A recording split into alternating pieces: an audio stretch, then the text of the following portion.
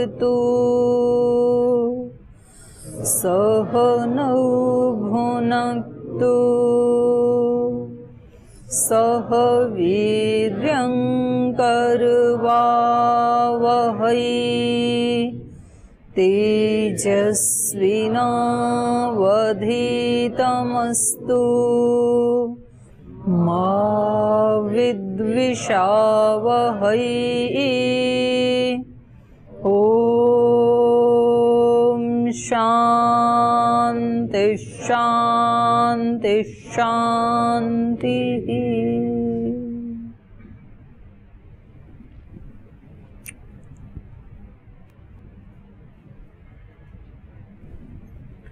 कल मैंने एक श्लोक याद करने के लिए बोला था, आप याद करके आए?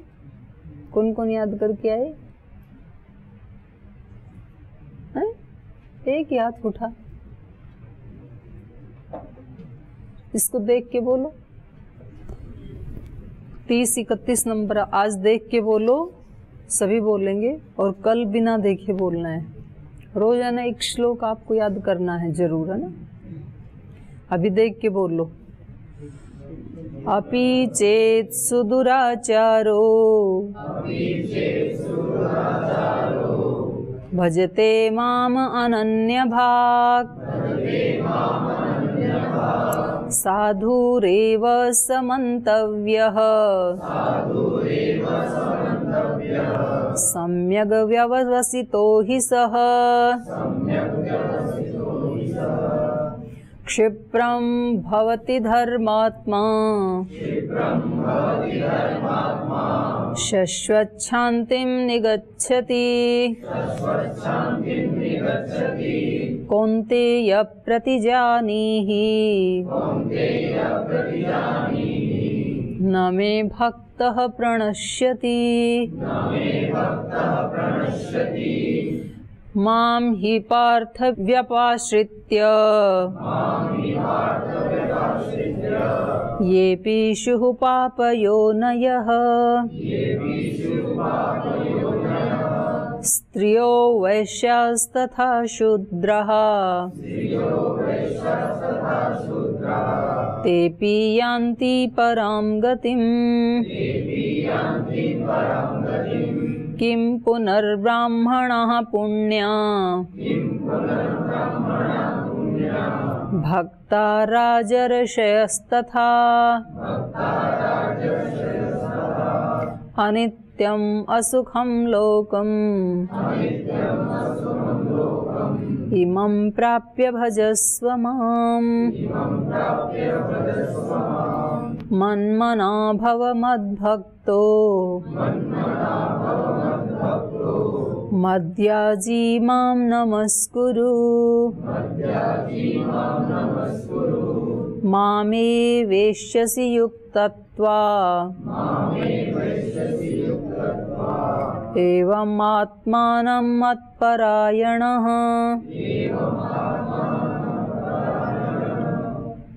इसको भी निशान लगा लो, 34 को भी, ये भी याद कर लेना कल। तो जो व्यक्ति ईश्वर की शरण में आ गया, क्षिप्रम भवति धर्मात्मा, जल्दी धर्मात्मा बन जाता है। और एक और यहाँ पे प्रतिज्ञा की गई कि कभी भी भगवान के भक्त का नाश नहीं होता है। कल पढ़ रहे थे हम, माम ही पार्थ व्यपाश्रित्य, जो केवल मेरा ही आश्रय लेकर के ये भी स्युः पाप योनयः, जो भी पाप योनि में भी जो आत्माएं हैं उनका भी, स्त्रियों का, वैश्यों का तथा जो शूद्र आदि हैं, ते भी यान्ति पराम गतिम, वो भी परागति को प्राप्त होते हैं।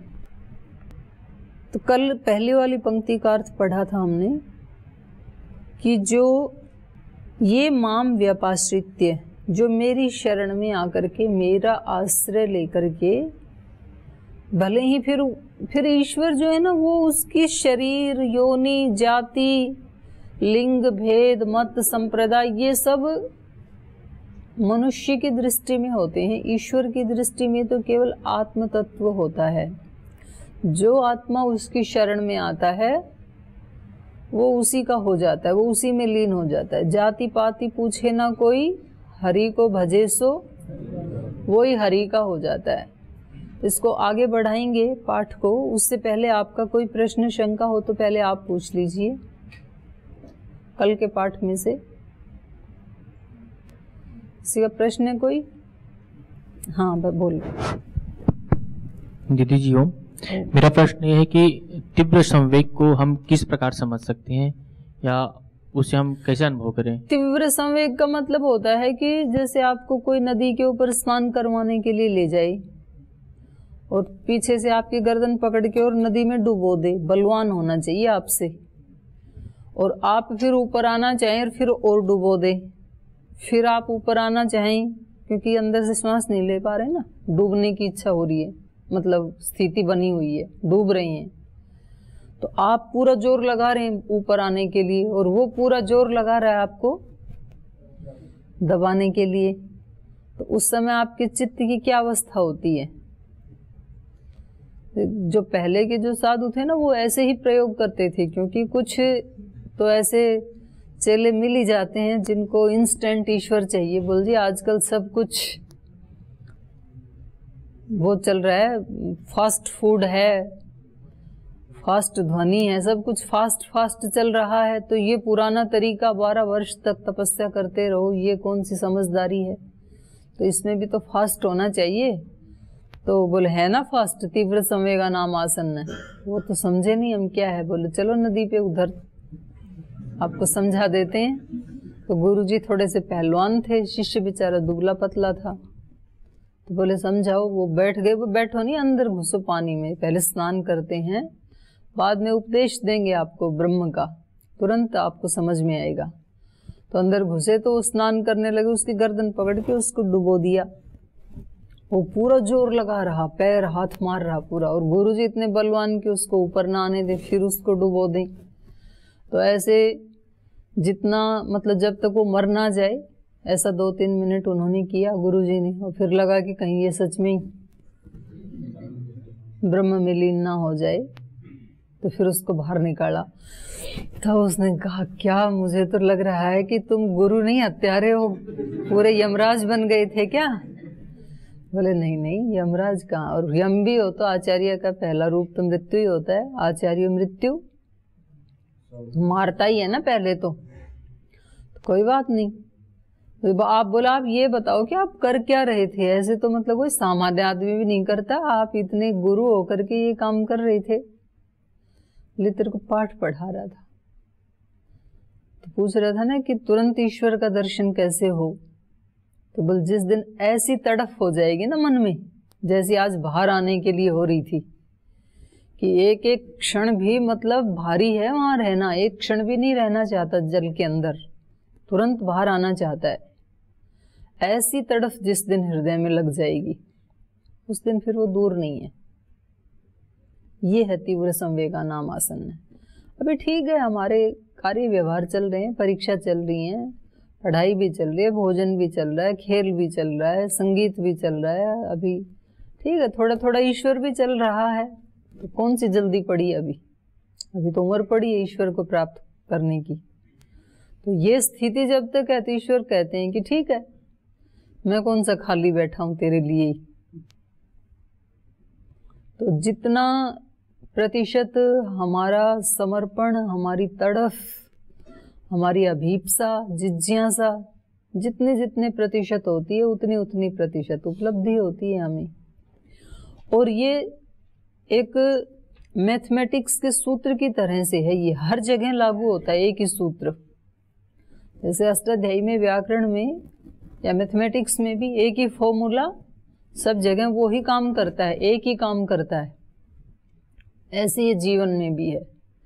जितने जितने माता पिता के प्रति, जितने जितने गुरु के प्रति, जितने जितने राष्ट्र के प्रति, जितने जितने शास्त्र के प्रति, या किसी को बलवान बनना है तो जिसकी जितने जितने व्यायाम प्राणायाम के प्रति, साधन के प्रति जितने जितने जिज्ञासा और अभीप्सा हमारी बढ़ती है, उतनी उपलब्धि होती है।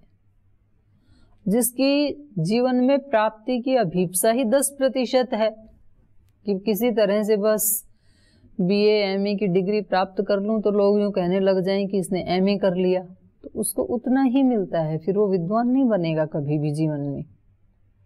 किसी की ये है कि चलो ये डिग्री लेके कहीं नौकरी लग जाए, बस कहीं शादी हो जाए, बच्चे हो जाएं, घर बस जाए, माता पिता का गुजारा चल जाए, उतना ही बनता है वो, उससे ज्यादा नहीं बनेगा। और जिसने ये सोचा है कि जब ये शरीर लिया ही है तो कम से कम इसको धन्य कर लूं और इसके साथ और जितना भगवान सेवा करवाए, हजारों की या लाखों की या करोड़ों की, उनके काम आ जाऊं, तो वो वह पहुंचेगा फिर वो जरूर। भले ही आज जो कैसा भी दिख रहा है, तो ये सब हमारी अभिप्सा क्या है, अंदर से हम क्या चाहते हैं।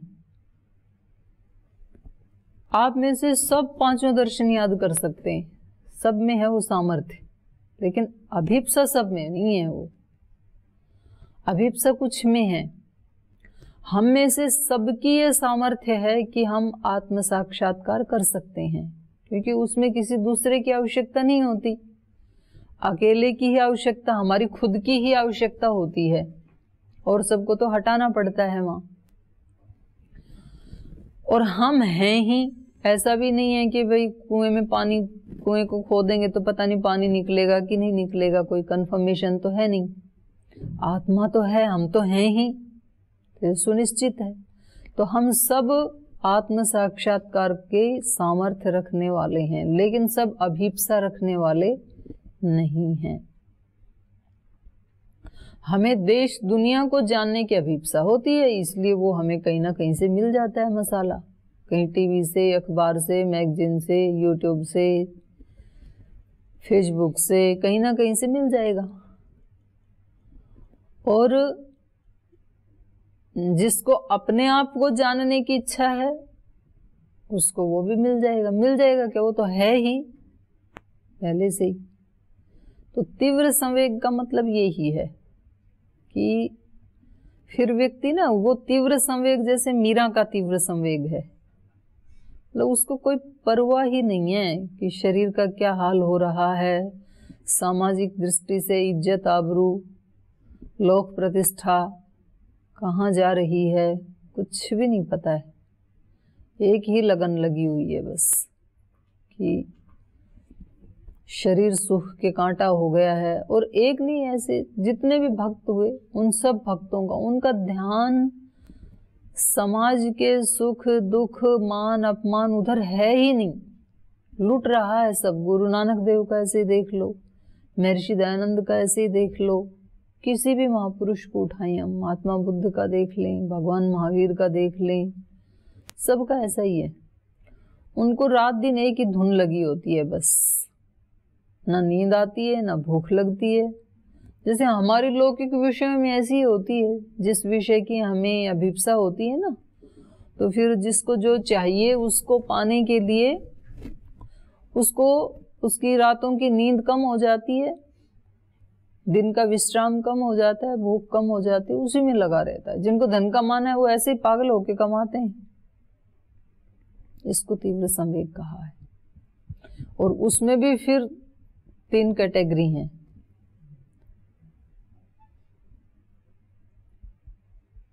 मृदु मध्य अधिमात्रत्वात् ततोपि विशेष, उनमें भी विशेषता होती है। तो वहां अभिप्सा और प्रयास 2 चीजें जुड़ जाती हैं। फिर अभिप्सा बहुत ज्यादा है और प्रयास नहीं कर रहा है तो भी फिर देर लगेगी। अभिप्सा वहां 9 प्रकार के योगियों का बताया है ना योग दर्शन में, तीव्र संवेग और तीव्र पुरुषार्थ। अभिप्सा भी तीव्र हो और पुरुषार्थ भी तीव्र हो, उसके सबसे ज्यादा आसन्नतम होता है ईश्वर, निकटतम होता है। कभी कभी पुरुषार्थ करता है, अभिप्सा कम है, अभिप्सा खूब है, पुरुषार्थ कम है, या मध्यम कोटि का है या उच्च कोटि का है। तो वो वहां पर भाष्य में पूरा दिया है। और कोई प्रश्न? ये जो जवान जाते हैं हमारे बॉर्डर पे, तो उनको भी तो इसी कैटेगरी में आएगा ना, तीव्र इच्छा जो होती है, तो कुछ नहीं सोचते ना, बस सोचते कि हमें कैसे अपने माता की, देश की सुरक्षा करनी है, तो ये भी तीव्र संवेग में आएगा। किसी भी चीज का हो सकता है। योग दर्शन में जो प्रयोग किया वो तो केवल ईश्वर उपलब्धि के लिए है, और उसमें भी सब एक जैसे नहीं होते। मतलब मनुष्य तो मनुष्य है ना, उस मनुष्य को आप गुरुकुल में रख लो, उसको देश की सीमा पे रख लो, उसको राजनीति में रख लो, उसको सामाजिक सेवा में रख लो, कहीं भी रख लो, तो ये जो मनुष्य है इसकी कुछ कॉमन वीकनेस होती हैं, उसको बोलते हैं वीकनेस ऑफ ह्यूमन बीइंग। जैसे आलस्य, प्रमाद, ये स्वाभाविक वीकनेस है मनुष्य की ना, वो कम ज्यादा अपवादों को छोड़ के, जो महापुरुष होते हैं उनमें तो होती नहीं है, कम ज्यादा सब में मिलेंगी। तो सीमा के ऊपर भी कुछ तो हाई रैंक प्राप्त कर लेते हैं फिर, और कुछ अपने जहां जैसे भरते हुए थे वैसे ही वापस लौट के आ जाते हैं। कुछ वहां पर बहुत जज्बाती होते हैं, कुछ होते हैं कि भाई अभी तो ड्यूटी है तो करना ही पड़ेगा, कोई चारा नहीं है ना, और घर में और कोई सहारा नहीं है, नौकरी करनी जरूरी है। लेकिन उनको जो उनकी जो ट्रेनिंग होती है ना, उसमें फिर उनका एक माइंडसेट चेंज कर देते हैं, क्योंकि ट्रेनिंग बहुत बड़ी चीज है। ट्रेनिंग मनुष्य को बहुत बड़ा ईश्वर भक्त भी बना देती है, राष्ट्र भक्त भी बना देती है, आतंकवादी भी बना देती है, नक्सलवादी भी बना देती है। ये सारी ट्रेनिंग है। तो उन लोगों के धर्म में ही ऐसे लिखा है कि जिसने मतलब 5-7 को मार दिया वो जन्नत में गया, वो पढ़ाया जाता है। तो इसलिए वो मतलब उनको ट्रेनिंग ही वो दी जा रही है, तो क्या करेंगे। तो देश का जो सैनिक है ना, उसको ट्रेनिंग ये दी जाती है कि आज से आपका अपना अस्तित्व और व्यक्तित्व खत्म, आपका जीवन भी राष्ट्र के लिए है और आपकी मृत्यु होगी तो भी राष्ट्र के लिए है। तो वहां वो भूल जाते हैं। फिर एक सैनिक का कोई अपना घर परिवार माता पिता नहीं होता है, और एक सन्यासी का भी कोई अपना घर परिवार माता पिता नहीं होता है। पूरा राष्ट्र ही उसका परिवार होता है, इसलिए पूरा राष्ट्र उसकी केयर करता है, पूरा राष्ट्र उसका सम्मान करता है। किसी शहीद का जब शरीर आता है वहां से, तो कोई किसी को बताया थोड़ी जाता है कि आप अपने घर से आ जाओ। उसको अंतिम विदाई देने के लिए हजारों लोग इकट्ठे हो जाते हैं। जिन जिन का जाना पॉसिबल है, नहीं जाते हैं वो हृदय से जाते हैं उनका, लेकिन सब उसको अपना मानते हैं ना। आज जिस पायलट को रिहा किया जा रहा है, तो उसके स्वागत के लिए सारा देश पलकें बिछाए बैठा है, क्योंकि वो किसी एक परिवार का बेटा नहीं है, वो राष्ट्र का बेटा है। तो ऐसी ही उनको ट्रेनिंग दी जाती है। ब्रह्मचारी सन्यासी को भी ऐसी ट्रेनिंग दी जाती है कि जब आप गुरु के पास आ गए तो आपका एक नया जन्म हो गया। एक जन्म माँ की कोख से हुआ था और दूसरा गुरु के ज्ञान से होता है, इसलिए द्विज कहते हैं ब्रह्मचारी को। द्वि मतलब दोबारा और जय मतलब जन्म, तो दोबारा जिसका जन्म हुआ है। जन्मना जायते शूद्र संस्कारा द्विजोच्यते। जन्म से तो सब शूद्र ही हैं, अज्ञानी ही हैं। शूद्र मतलब जिसको ज्ञान नहीं है, और संस्कार से वो द्विज कहा जाता है। दोबारा उसका जन्म होता है, एक ज्ञान से जो जन्म होता है, और वो ही असली जन्म होता है, माँ का जन्म, मतलब आत्मा का जन्म। तो ट्रेनिंग ऐसी दी जाती है उनको वहां पर। तो भले ही उनमें भी ये तो होगा, पर योगी तो योगी है ना। एक सामान्य व्यक्ति से तो बहुत ऊंचा है ना योगी। योगी में भी 3 कैटेगरी हैं, मृदु, मध्य, अधिमात्र। अधिमात्र मतलब तीव्रतम, पर सामान्य से तो बहुत ऊंचा है योगी। तो ऐसे ही एक सिपाही भी, वो सामान्य उसकी मेंटेलिटी नहीं होती है वहां पे, सामान्य हो तो वहां रह नहीं सकता एक दिन भी। किन परिस्थितियों में उनको रहना पड़ता है वहां, कहना सरल है, लेकिन जब वहां खड़े होते हैं ना, बड़ा कठिन है ये।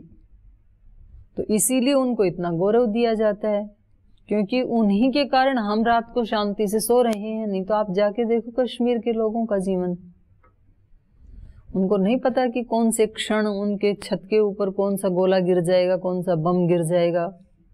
वो मार्केट गए हैं तो वापस आएंगे कि नहीं आएंगे। परिस्थिति देखो, आप तो घोड़े बेच के सोते हैं, क्योंकि चारों तरफ सीमाओं के ऊपर, इधर राजस्थान, इधर पंजाब, इधर गुजरात, जहाँ जहाँ भी सीमाएं लगी हैं, इधर समुद्र की तरफ से, तो वो रात दिन जगे हुए हैं हमारे लिए। वो वहाँ खड़े हैं इसलिए हम सो रहे हैं, वो जग रहे हैं इसलिए हम सो रहे हैं। अगर वो थोड़ी देर के लिए सो जाएं तो पूरा देश सो जाएगा। तो इसलिए उनका इतना सम्मान होता है।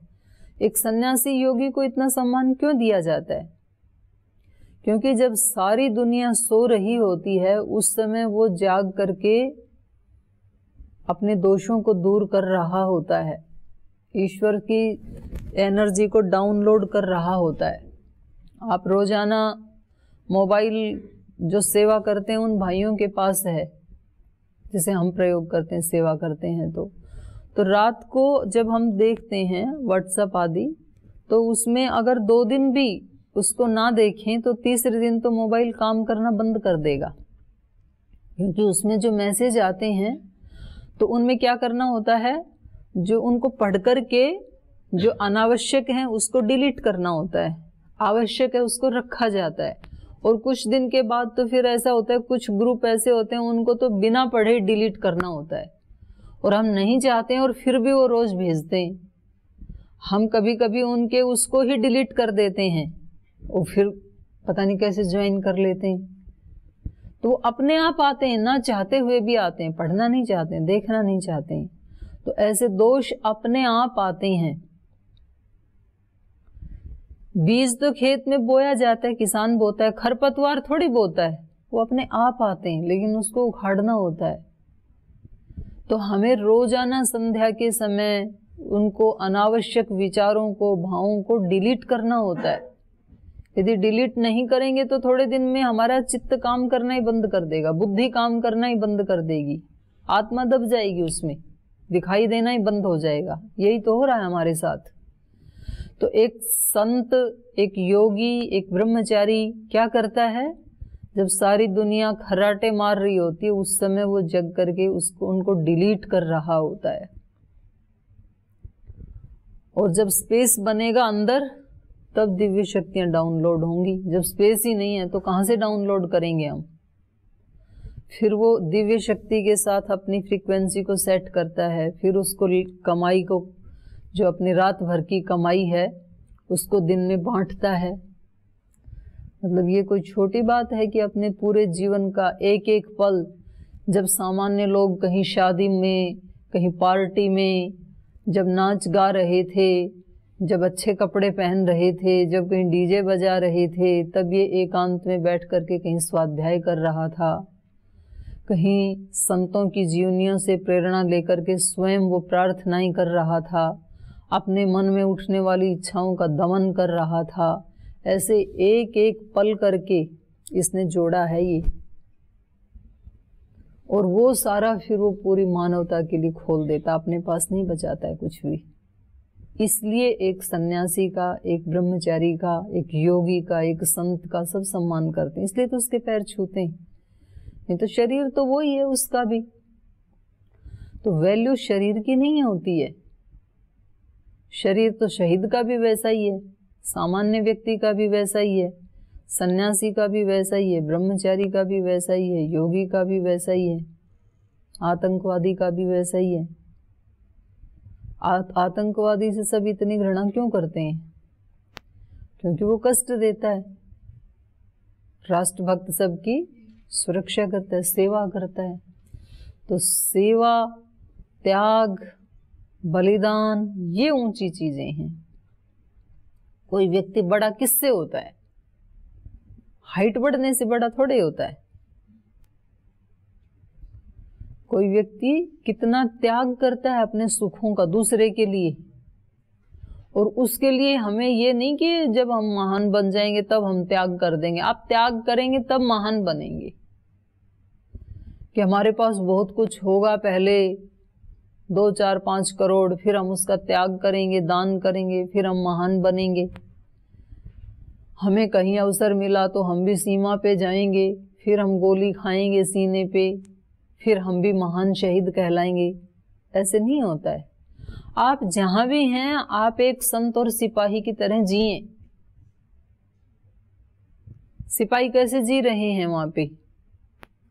अभी इस समय कैसे जी रहे हैं? सारे एक्स्ट्रा अलर्ट होके खड़े हैं वहां पे कि ये शांति की वार्ता सुनते सुनते 30 वर्ष हो गए हमें। हम नहीं विश्वास कर सकते इनके ऊपर एक क्षण के लिए भी। तो एक्स्ट्रा अलर्ट हैं सब, हाई अलर्ट हैं। और सन्यासी कैसे होते हैं? योगी जन एक्स्ट्रा अलर्ट होते हैं। एक चीज भी अपने चित्त में ऐसे आने नहीं देते हैं, और आ गई तो तुरंत उसको डिलीट करते हैं, तो थोड़ी देर में तो वो कर देगी। तो ऐसे सब लोग रहें। भले ही हम विद्यार्थी हैं तो हम ऐसे ही एक्स्ट्रा अलर्ट रहें, एक सिपाही की तरह, तो हमें उतना ही गौरव मिल जाएगा। हम किसान हैं तो भी ऐसे ही रहें, एक्स्ट्रा अलर्ट। हम जवान हैं, किसान हैं, व्यापारी हैं, घर की गृहिणी हैं, विद्यार्थी हैं, जहां कहीं भी हैं हम देश में, जो भी हमारे हिस्से में काम आया है उसको निभाते हुए अंदर से एक संत और सिपाही की तरह एक्स्ट्रा अलर्ट रहे हम, तो वो व्यक्ति उतना ही सम्मान पाएगा कहीं भी। व्यापारियों में सम्मानित नहीं देखे भामाशाह, हर फील्ड में आपको सम्मानित व्यक्ति मिलेंगे जिनके सामने सिर झुकता है, सब जगह मिलेंगे। तो आत्मा कहीं भी अपने आप को ऊंचा उठा सकता है। ब्रह्मचारी में ऊंचा नहीं मिलेंगे आपको। हनुमान जी को देखो, भीष्म पितामह को देखो, तो ये तीव्र संवेग या शहादत या और उससे ऊंची कोई स्थिति, वो कोई एक कहीं स्थान विशेष में या कोई ड्रेस विशेष में ही हमें उपलब्ध हो सकती है, ऐसा नहीं है।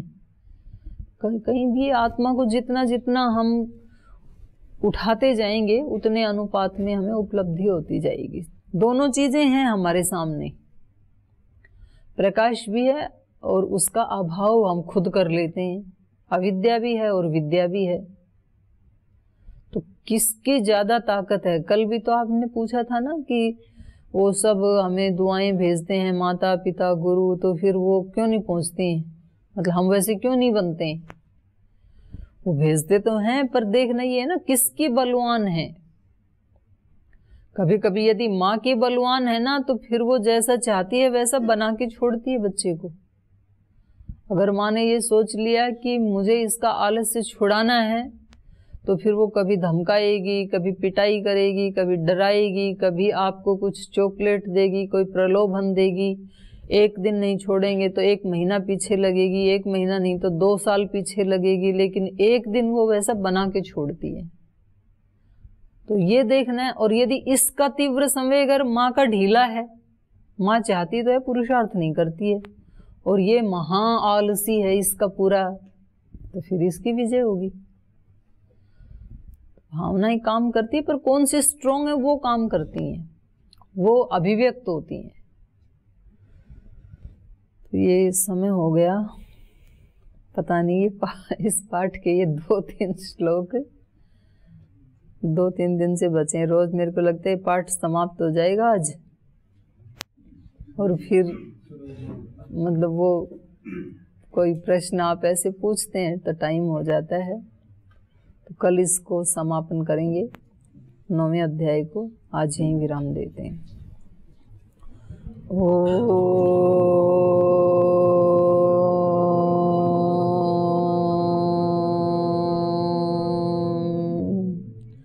शांति शांति शांति। श्री गुरुभ्यो नमः।